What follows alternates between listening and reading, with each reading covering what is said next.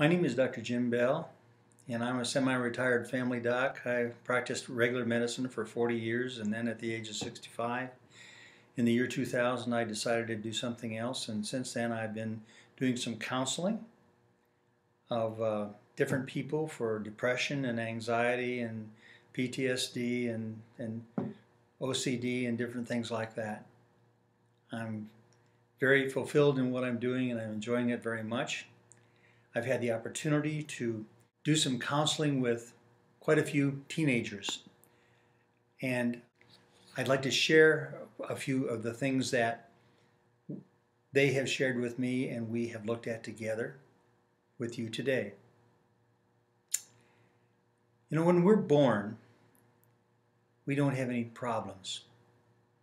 We somehow know that everything is perfect. In those early years, we use our imaginations to have a lot of fun with our friends and with our family. We use this imagination to place ourselves in very wonderful and magical roles. Can you remember the feelings of fun and joy that you felt at those times? Trying to make like your mom or your dad or a close friend or a neighbor or someone. It was almost magical. You felt kind of a oneness with everyone and with everything. You could choose to be anyone or anything that you wanted. And what you were doing was using the energy of your imagination, plus your desire to enjoy, to create the experience of fun or joy. Now, many scientists feel that the only energy that exists naturally in the whole universe is positive energy. That is the energy that allows us to experience the fun or joy that I'm talking about. We can call this energy love. And I'm not talking about romantic love or sissy love or anything like that. But I just want to label this energy love. And the universe shares this love energy by letting it come in through our heart. This is not something that we learn. We are born with it, and we never lose our ability to keep getting more of it. So this energy just keeps coming in and coming in through our heart. As we get older, we are taught to use judgment. Judgment is something that we learn. Everything that we learn comes in through our head, not through our heart. We are taught by using our head brain. Now, there are two different kinds of judgment. There's what we use for only ourselves to make personal decisions.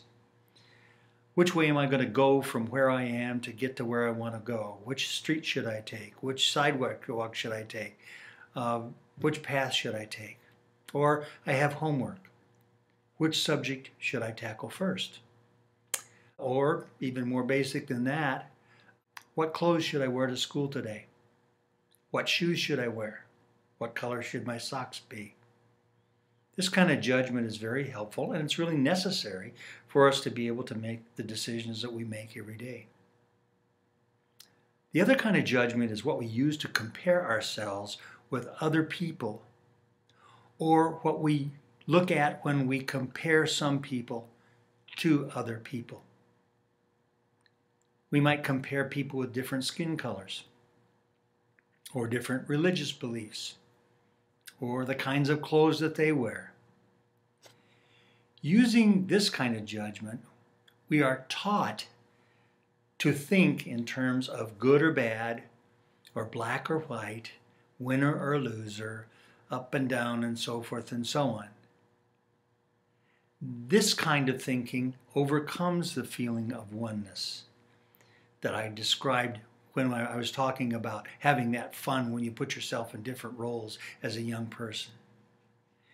This kind of judgment stresses separation. I'm different from you. She's different from him. We compare others with others, and it comes from our head. It doesn't come from our heart. So is it important for us to know where the ideas are coming from? Is it important to even know whether it's coming from the head or from the heart? Well, most successful results come from using both the head and the heart, but using them in a very beneficial way. How can we tell whether something is coming from our heart or from our head? Well, when something comes from your head, it comes as thoughts. You analyze things.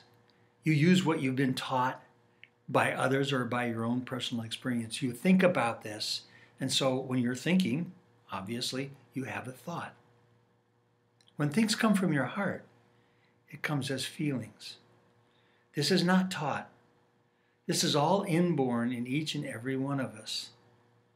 So feelings are different from thoughts. They're connected and they're interdependent to some degree, but the two are different. So instead of using this kind of judgment that comes from simply using our head, where we compare ourselves to others, I want to suggest something else to try. Let's look at what works and what doesn't work. What works for ourselves, our friends, our family, our community, and the general good of all, or what doesn't work for all of those. So I'd like to look at some things that you might want to consider to show you what I mean, because as I said before, these are things that other teens and I have talked about in some of our sessions.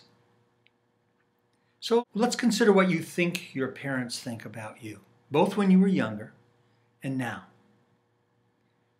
If you feel that you've only heard criticism from your parents, it would seem natural to conclude that almost everything you do is wrong.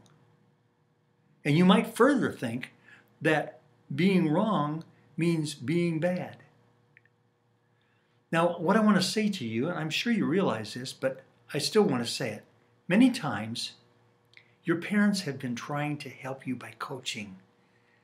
They have had more experience in life than you.